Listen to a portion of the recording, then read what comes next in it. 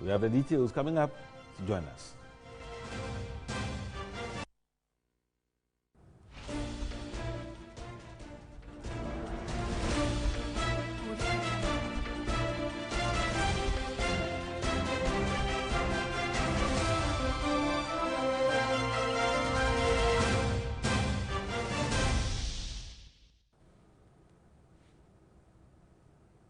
In our first story, a church building at Malambola Road in the Wejadbawi constituency in the Greater Accra region Sunday collapsed, injuring at least 20 congregants of the Jesus Life Church. Our reporter Kwabna Edu-Jemfi was at the site and has come through with this report.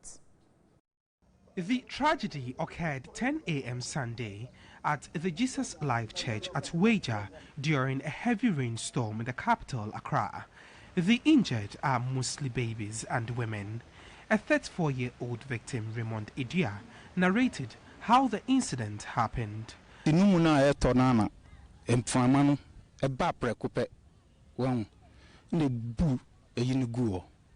a temporary structure, so it could not contain the heavy storm which trapped members of the congregation.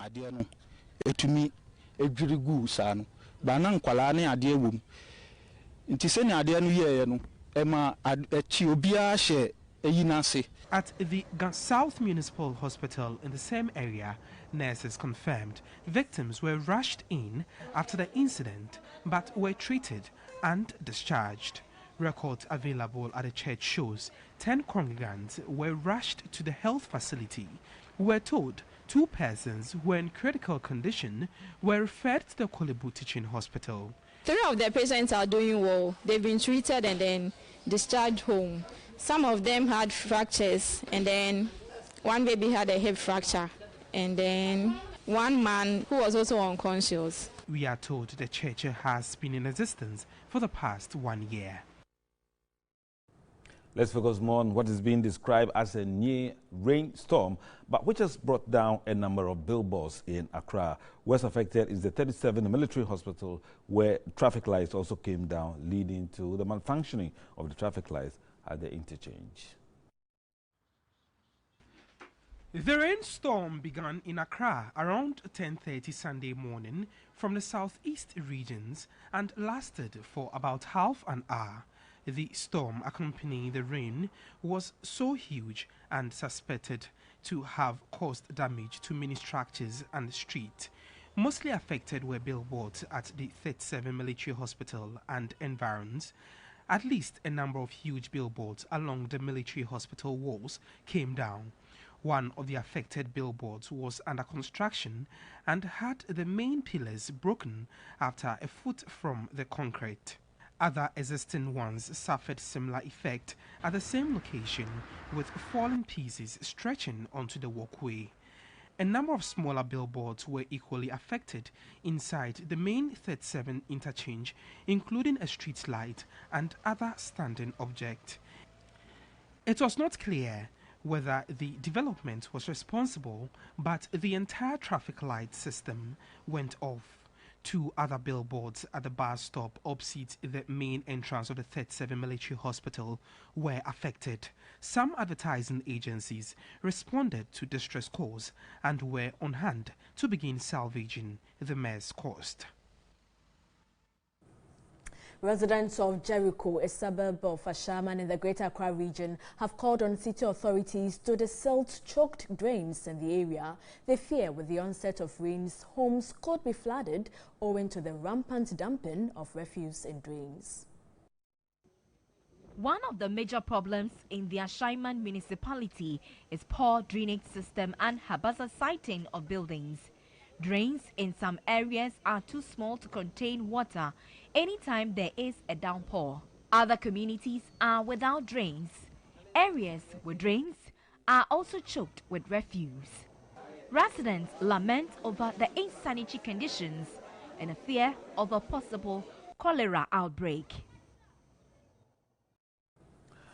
And experts say it will take full implementation of sanitation bylaws by the assemblies to achieve President Akufo-Addo's pledge for a cleaner Accra.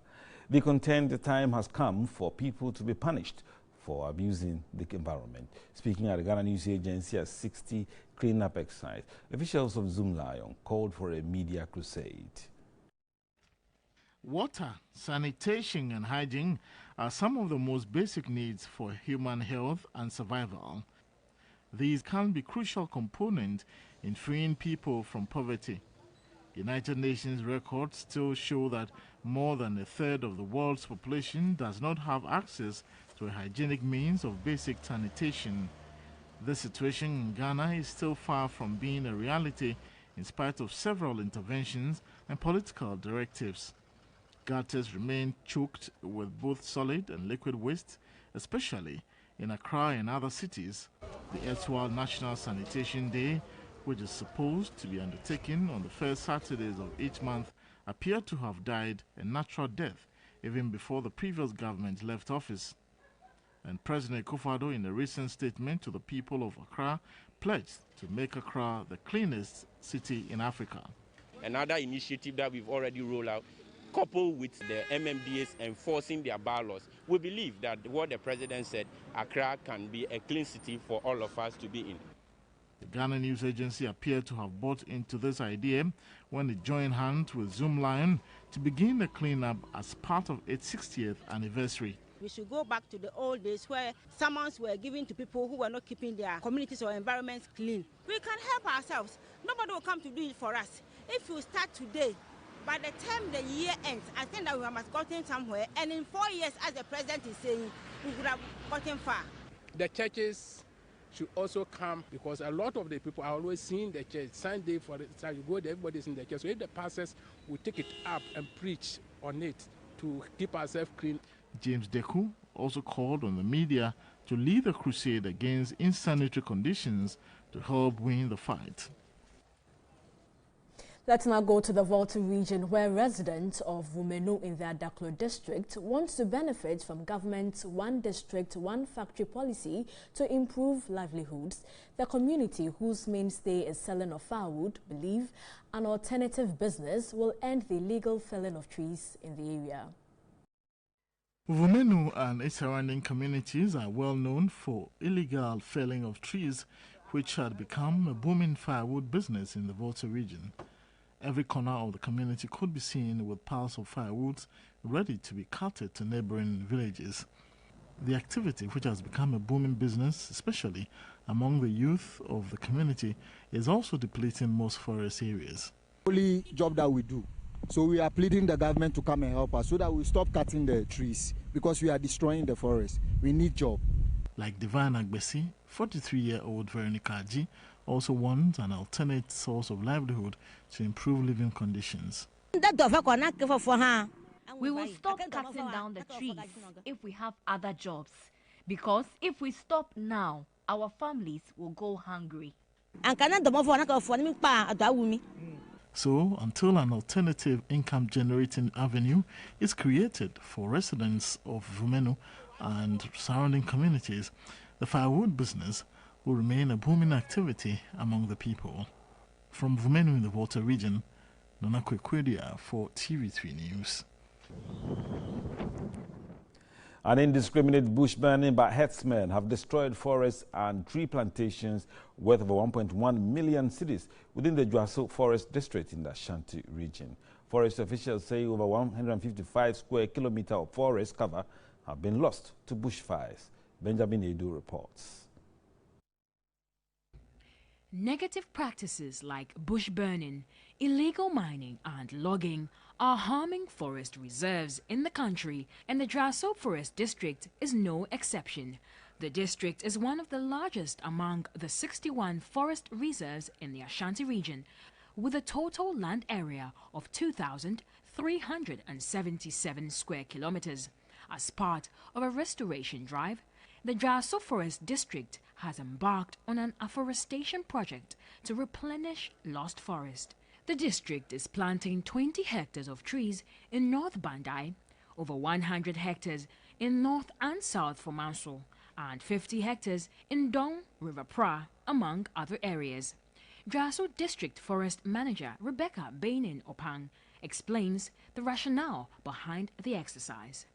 This portion was demarcated about 3 years ago during the National Plantation Exercise. But we were not able to finish with this portion. But this year, the district has taken it upon itself to do something here. But the effort of restoring the degraded forest reserves is being thwarted by the activities of herdsmen and illegal farming activities on the reserve. Madame Opan recounts how fire swept through a tree plantation project funded by the Forestry Commission and the private sector. From December through into January to February, they burned the whole reserve. They just get somewhere, setting fires, then they leave. Last year, for instance, I arrested 3 people. She noted the protection of forests should be a shared responsibility among the citizenry. Away from the Ashanti region, let's go to the northern region, where the lives of over 3,000 constituents in the Salaga North constituency are in danger as the entire constituency lacks a resident police officer. Residents are clamoring for protection following recent armed robbery attacks which have left them in fear.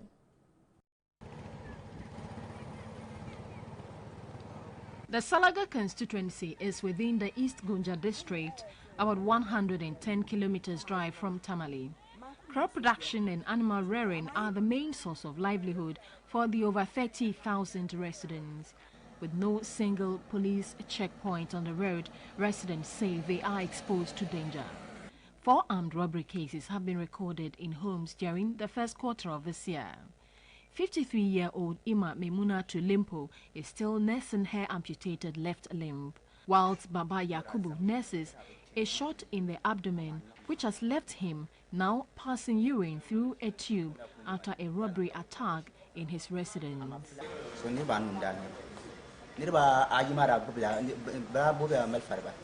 5 men appeared from nowhere that fateful night when we were sleeping in the compound. At gunpoint, one demanded for the money, which we replied we didn't have. I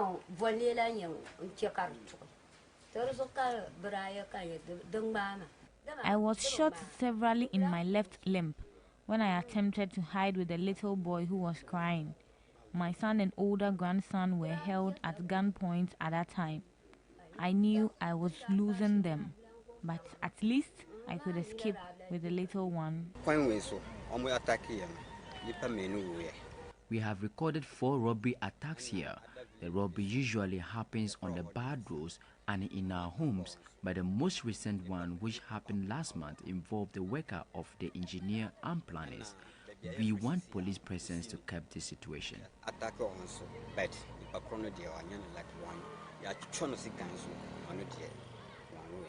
Member of Parliament for the area and also a deputy ranking member on the Defence and Interior Subcommittee of Parliament, Alhaji Al-Hassan Mumuni, noted efforts to get the police to take over a police post constructed in 2011 have proven futile. A police post and its staff bungalow have not left to waste, while residents continue to live in fear.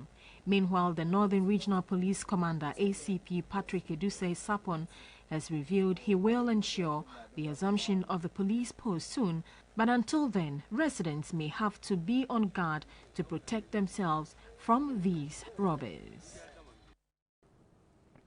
Inadequate logistics and training facilities are hampering the smooth operations of the formed police unit of the Ghana Police Service. Personnel of the unit have to travel each time to Winneba for shooting practice due to the absence of a shooting range in Accra. Since its formation about 4 years ago, the formed police unit, FPU, has achieved many feats both on the local and international fronts. Currently, the FPU is rated world number 2 in international peacekeeping by the United Nations, dropping only 1 step from the 2015 record. But what is not known to many is the condition under which the personnel trained to get to this level. The National Police Training School, where the FPU is located, has no shooting range for the type of training required. As a result, personnel have to travel each time to Winneba for shooting practice. According to the commanding officer, ACP Nana Joy Chinebua, inadequate vehicles sometimes affect the training schedules. We humbly request for the construction of our indoor shooting range within this training institution to be used by all trainees as well as trainers in weapon handling. Additionally, the unit is left without crowd control apparatus, gadgets and equipment anytime a deployment is dispatched for international duties with those available. We pray that nothing happens, but our stock is depleting without replacement. We are hopeful that government will, in no time, re-equip. We're hopeful that they will involve us in the choice of these vehicles so that it doesn't become white elephants when they arrive in this country. Deputy Interior Minister Henry Quartey has pledged government support for the unit, but called for professional conduct of personnel on mission to help maintain high standards. And the Interior Ministry has asked the police service to exhibit the professionalism it displays in training at international duties in their daily assignments. The ministry is again expecting high standards and respect for human rights from all personnel of the police service. Deputy Interior Minister Henry Quartey gave this advice at the closing of a pre-UN mission training program in Accra.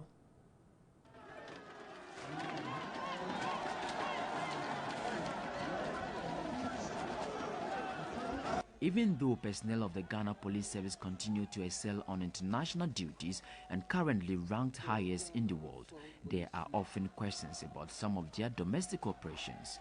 Questions are often raised about the service's crowd management tactics, response to some emergency situations, and sometimes abuse of power and human rights. Having witnessed a superb pre-mission training closing ceremony at the National Police Training School in Accra, the Deputy Interior Minister Henry Quartey could not help but wondered why the same is often missing in local calls. Myself and Madame Roosevelt are practical examples of how demonstrations are held in this country. What we have done today is a stimulation, and I pray that in the real circumstances you will apply the professionalism that you have been taught. And also remember to observe and respect the rights of the citizenry. The 8-week pre-mission training was conducted jointly by Ghanaians and International Police Peacekeeping Operations Support Team with assistance from the U.S. State Department. We're not here just to train the FPU members for deployment. We're here to build capacity. We have to make sure that there are trainers who are going to be here to carry on, if you will, as we pass the baton. And we are no longer members coming out here to do the training, and Ghana is able to do the training themselves. In a speech read for him, the Inspector General of Police, David Asante-Apietu, revealed the need to retune the service for better results. Currently, the service is embarking on some targeted transformation that will take it to the next level of achieving its vision. 100 personnel out of the 131 that undertook the training will be deployed at the end of the month to South Sudan for peacekeeping duties. In other news, the management of the State Shelter for Abused Children is seeking public support in tracing the relatives of 19 children. The children, aged between 9 and 17, were brought to the shelter, but efforts at tracing their relatives have not been successful. The 19 children are 12-year-old Kelvin Amer, who claims to be a pupil of Royal Preparatory Academy at Kou in the Eastern Region. Samuel Mate, also 12 years, claimed to be a pupil of Banot Abdallah Academy in Takrady, but was found loitering at Kaswa. 10-year-old Parkwesi Kelvin Asamoah was found at Life FM and claims to be a pupil of Opramaye Primary School. John Koku Fiaga, 12, was brought from Togo and claims to be a pupil at Holy Child Academy at Odoko, Accra. 12-year-old Parkwesi Bento said he hails from Ijumako but came in search of his father at Kaswa. Priscilla Okoto is a 17-year-old girl found at Dambai Junction and brought to the attention of the shelter. 13-year-old Blessing Nyamiche was found at Akim Achiase, while Vanessa Ajay, 15, from Akim Achiase, was found at Ayikuma and claims to attend school at Achiase Methodist Basic School. 9-year-old Millicent Ohinewa was found loitering at Ashama, while Kweku Jesse, 15, is a student of Mankesi Mekwesi Roman Catholic Basic School. Joseph Iwa is 10 years old from Ashaiman, Lebanon, Zone 5, who hails from Ofuase but attends Adom Educational Complex in Ashaiman. Francisca Abena Abasewa is 13 and hails from Takwa Brenachim, but was found around Kanechi Flamingo, while 6-year-old Mayfia Priscilla was found loitering at Adentan. Victoria, 9 years, was found loitering at Kanechi but claims she lives at Santa Maria. 15-year-old Precious claims to have come from Kwetwe in the Volta region. The rest are Joseph Fiati, 13, found at CMB Accra, Mafui from Art Center, Kumasi, Ofosu Michael, also from Kumasi, and Richmond Ankara, who was found loitering in Accra. You're watching News 360 on TV3. And still to come tonight, construction work on a new 3-story dormitory block for the Nungwa Senior High School stopped. We will tell you why when we return.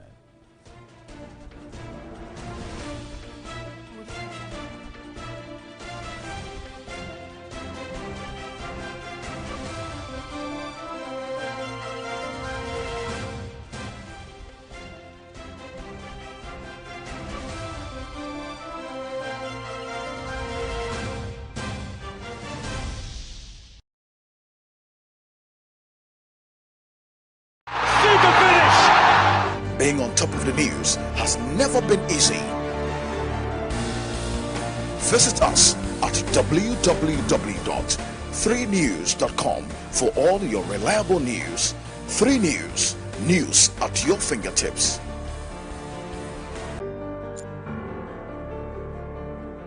Everything you need to know. Captivating. Reliable. President Mahama, who addressed a Deborah of chiefs and people of credible and breaking news, all at your fingertips. Who's found Asamoah Gyan? Super finish! Being on top of the news has never been easy. Visit us at www.3news.com for all your reliable news. 3 News, news at your fingertips.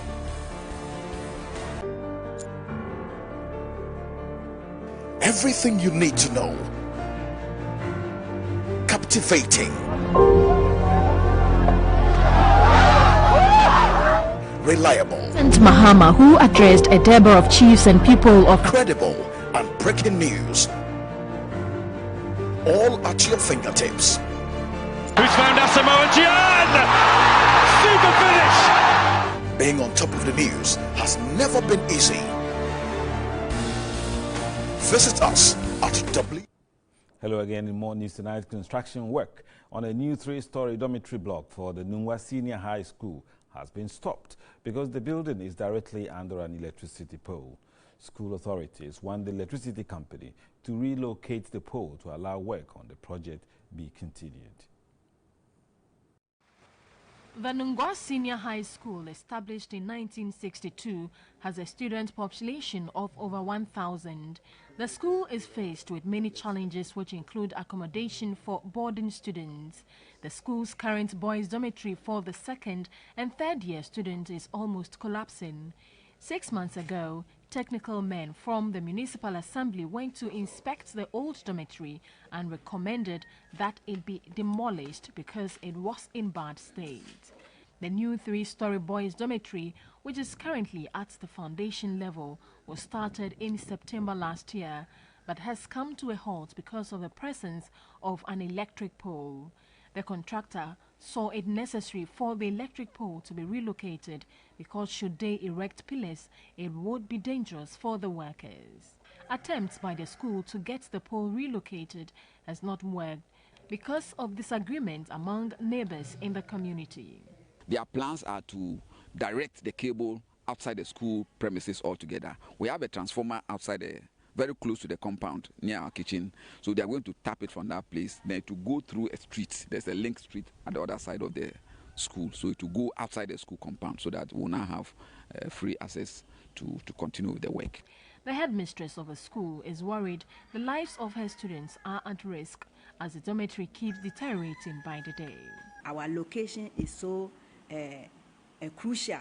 We are right in the middle of town, just opposite a market and a lorry station. And so the boys are open to so many vices. So we need a new structure which will make provision for a housemaster to be with them. She admits the pressure of admission on the school is heavy, as nothing has been done over the years to expand on infrastructure. We have an 18-story classroom building, which is still uncompleted over 10 years. There are a lot of facilities, toilet facilities, offices, which are uncompleted. We also have an administration block, which is badly leaking, and therefore it has also been awarded for contract. But because of the change of government, no attention is being paid to it. The school is calling on the Electricity Company of Ghana and the Municipal Assembly to quickly rectify the problem for the contractor to work on the dormitory. In other news, President Akufo-Addo has reiterated government's commitment to establish the Infrastructure for Poverty Eradication Program to ensure infrastructure development in each of the 275 constituencies. The president, who was interacting with the Ghanaian community in La Côte d'Ivoire, urged them to support government to deliver. The president met the Ghanaian community in La Côte d'Ivoire after ending the first phase of a 6-day tour of ECOWAS countries. According to President Akufo-Addo, the infrastructure fund will be administered by the Coastal Belt Development Authority, the Middle Belt Development Authority, and Northern Development Authority. He outlined his vision for economic revival of Ghana and asked for support. Fertilizer, we're subsidizing it. New improved seedlings. Extension officers, 5 years College of Agriculture, boys they free money free buy all sitting at home. Information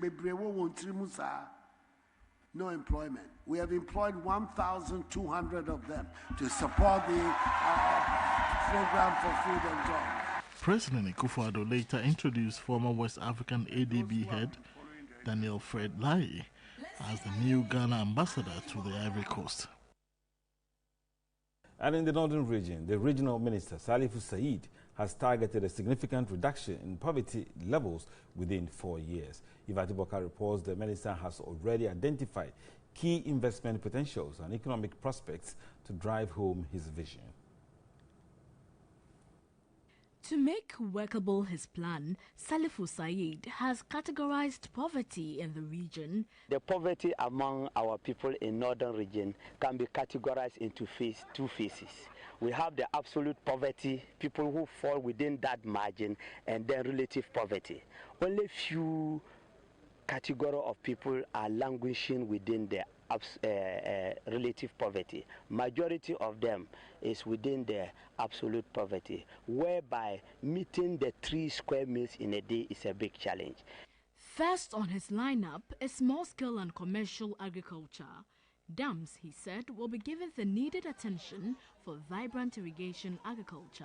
We want to turn the land to business ventures so that they will move onto the field to engage themselves in farming. The existing water potentials or dam potentials in strategic locations, the river banks, as like our shopping malls, agricultural malls, whereby the farms are turned into business grounds.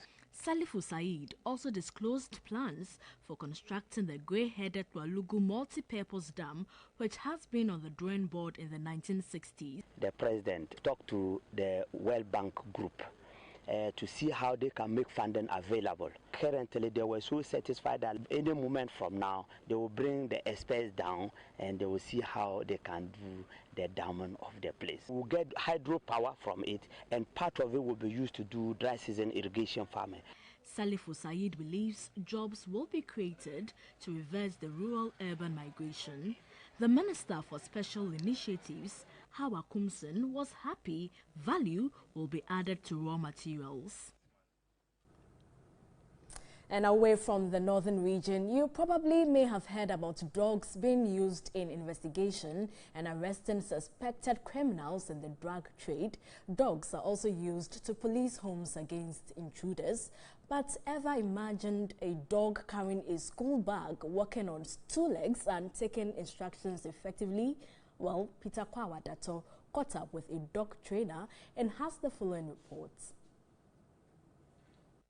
Dogs over the years have provided protection, companionship and hunting assistance for man. But how and when dogs evolve from wolves is a matter of debate. In recent times, dogs are able to do more things than expected. The animal adjusts to human instructions. There are dogs that engage in racing and other sporting activities in addition to the rare investigative roles they play in crime fighting. But a recent kennel dog show at the Accra International Trade Fair exposed the other side of dogs, affectionately called Sister Lubina and Yuki by their trainer Samuel Tiwonitaba. The two dogs blown the minds of patrons with their unique skills. Okay, up. Very good. Let's go. Let's go. Let's go. Okay, come this way. Come to me. Very good. Yeah? It began with Sister Lubina sitting on her master's head as he marched round the field. But the real moment was when Sister Lubina came down for her school bag. She began to walk alongside her master round the field, obeying every instruction. Sister Lubina, come on, jump, jump. Yes. Very good. Sister Lubina could trot, hop, or jump based on calls from her master. Dogs can do virtually everything. If we are only to use the right conditioning method. Yuki came in as soon as Sister Lubina says goodbye to patrons. Unlike Sister Lubina, Yuki is yet to take his lessons in walking on two legs, but has other amazing skills including shaking the hand of his master on demand. Oh, come on. Roll over. Hey, what's a good girl? Give me 5. Okay, very good. Stay there. He obeys every instruction and was able to stay at same position for as long as it takes the master to change his order. Dogs being the first man's best friend was mainly for the security. And that was the main purpose. But if you look at it, think behind the box, you realize that it wasn't just for the security. Because definitely when you are working with that dog, you communicate, you call the dog. So in a way, psychologically, dogs treat us. The dog show saw a variety of dog breeds in attendance, most of which were taken through various body examinations. There are various reasons why I want to keep a dog. Most people will trust their dog other than a living person because, one, human beings are corruptible, they can sleep. The dog will always guide you with his life. So those are one of the things that people tend to keep dogs as opposed to you, and you don't have to pay your dog. There was also a musical chair competition for the dogs.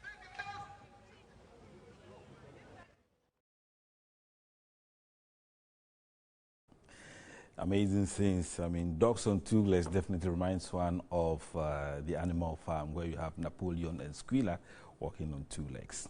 Now, in other news tonight, the Tema Municipal Assembly says it intends to drag property owners who have failed to provide toilet facilities in their homes to the law courts. The TMA wants property owners to take advantage of the Gamma Toilet Half-Price project as per the National Building Regulation and the Act 462 that governs the assembly. Statistics from UNICEF indicate 3 out of 5 Guineans practice open defecation, adding that it may take Ghana 500 years to eliminate the practice due to the slow pace at which strategies, laws and interventions are being implemented. A World Bank-funded project dubbed Greater Accra Metropolitan Area Gamma Sanitation and Water Project is aimed at providing all households in the region without toilet facilities at least a toilet at half price. The project, which will end by 2018, is to improve sanitation and water supply with emphasis on low-income urban communities. Open defecation is mostly prevalent in Tema New Town, Ajay Kojo and the fringes of the municipality. Speaking to TV3 after a town hall meeting to sensitize the households on the Gamma project, coordinator for the Tema Municipal Assembly, Beth Aesel, noted the project has made significant inroads. Open defecation was on the rise, but the project has done its very best to do a lot of sensitization and education to enable them to improve on that. Because as soon as the person owns a toilet, the person will then have to use it and will not resort to open defecation. Betha Isel said the assembly will soon drag property owners who fail to provide toilet facilities in their homes to court. Those who are adamant will, after breaching the law of the summons duration, will have to be summoned to courts.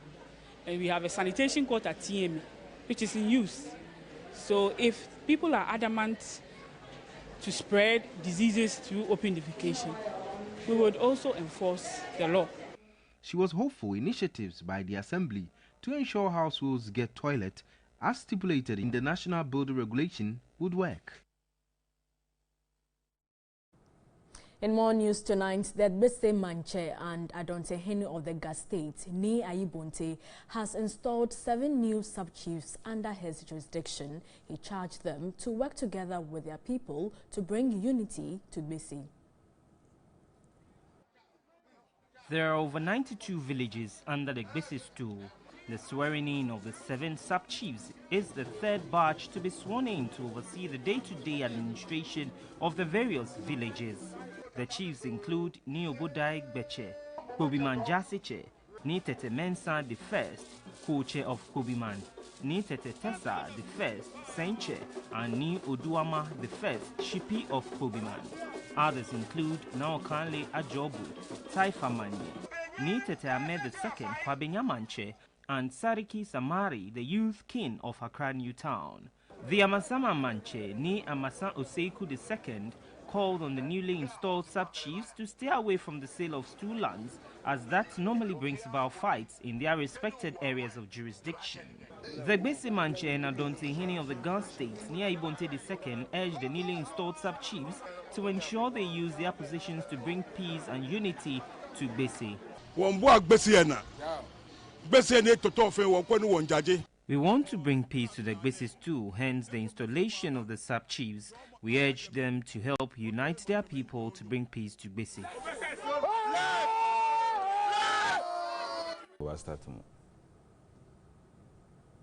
You're still watching News 360 from the News Hub. Anissa, what do we have next? We have sports with Nana Kojo Afre, who is right here with us already.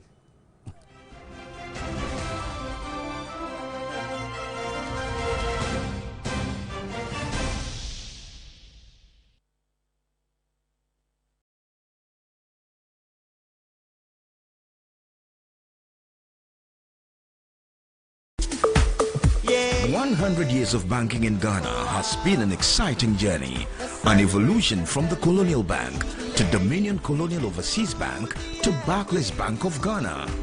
From weighing coins in sacks to branch network expansion to banking from your palm anywhere at your own leisure.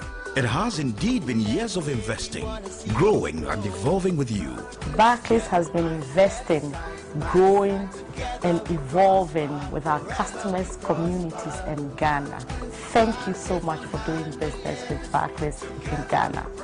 Barclays will be here for many more years, providing bespoke banking solutions to businesses, successive governments and the people of Ghana for the growth and development of all.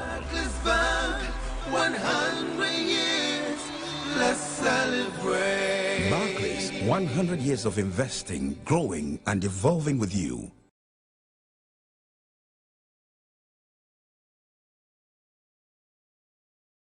Enjoy the natural goodness of milk in Dano Milk. Dano Milk contains essential vitamins and minerals which we require every day. Owned by farmers who take special care in every step from cow to final product to give you great tasting and quality products that contain natural healthy goodness. Enjoy your Dano Milk and be strong. Allah, let in the goodness.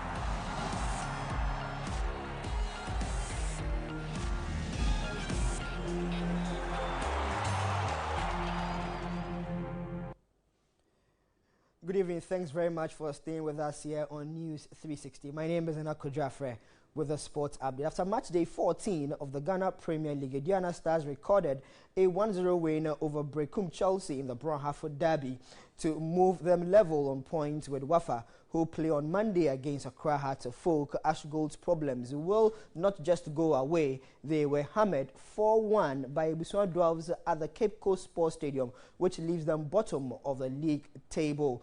9 points from 15 games, making it their worst ever run in the league.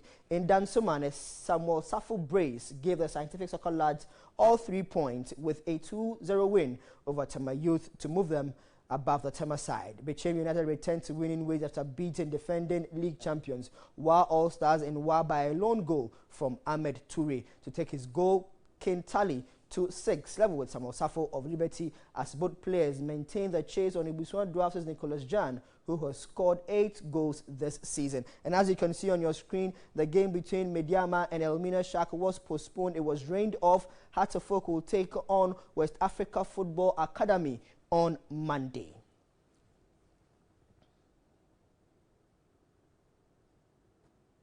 Now let's take a look at the Ghana Premier League table with 1 game left to the end of the season. And this is how the table is looking like. Diana Stars, by virtue of their goal difference, now means that they are second in the Ghana Premier League. Wafa still maintain the lead in that they have 14 points, 1 goal better than Diana Stars. Brekum Chelsea will complete the top 3 teams, followed by Bechem United, Asiedu-Dartey, Accra to Folk in 6th place. Remember, they have a game to play against West Africa Football Academy and Kumasi Asante Kotoko, their worst ever run in the Ghana Premier League. 7 games without a win in the 8th position. Bottom of the league table, you will see Ashanti Gold, Bolga All-Stars, and Great Olympics, who did beat Kumasi Asante Kotoko by 2-0 on Saturday.